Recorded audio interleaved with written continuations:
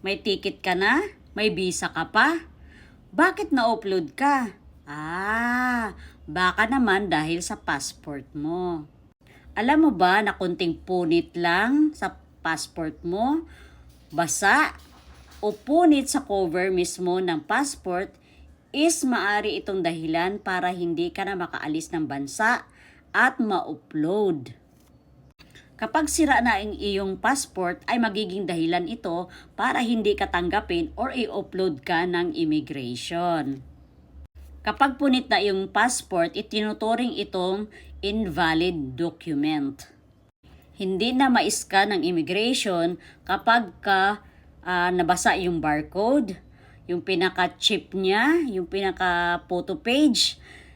Kapag yun ay basa na or sira na, hindi na ito mababasa ng scanner ng immigration. Automatic red flag kaagad kapag damage yung iyong passport. Altered siya, kinukonsider siyang altered or tampered. Kaya minamark nila itong security risk. At maging dahilan din ito para hindi ka payagan ng airlines na makasakay. Kung makasakay ka man, kung makalusot ka man, pwede kang pauwiin doon sa bansa na destination mo. Pwede kang pauwiin, pwede kang pabalikin ng Pilipinas. Kung hindi napansin ng mga airline staff natin dito, nakalusot ka immigration, nakalusot ka doon sa boarding gate, pero pagdating mo sa ibang bansa, pwedeng pauuwiin ka din. Ito yung mga common damages na dahilan para ikaw ay ma-upload. Isa na dito is yung punit. Punit yung page, punit yung cover, may punit, may sira. Pwede mo itong ika-upload.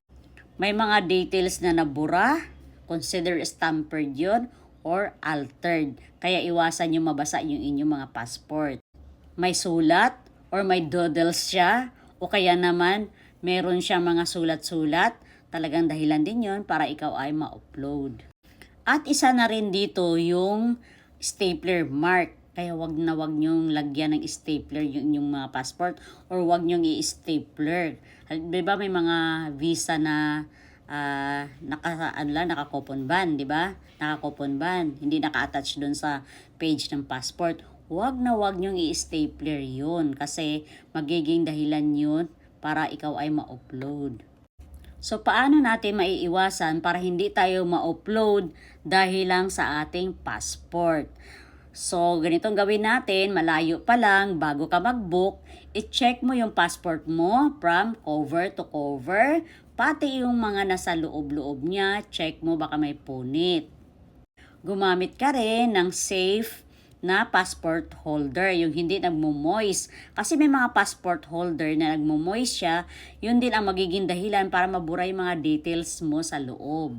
Huwag mo din ilagay sa bag or sa bulsa yung iyong passport kasi magiging dahilan naman yun na ma-deteriorate siya o kaya mabasa. Kaya dapat talaga meron kang safe na lagayan para naman maiwasan natin yung mga problemang ganito.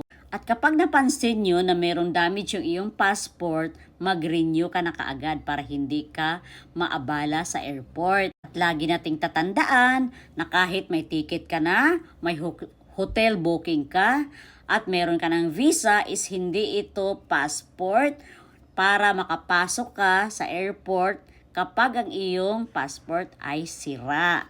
Kaya kapag sira yung passport, walang lipad. Kaya lagi nating tatandaan na kung gusto nating makalipad or makaalis ng bansa na matiwasay, walang problema, check natin lahat bago tayo magpabook para maiwasan natin yung mga ganitong problema, no? Okay, bye-bye!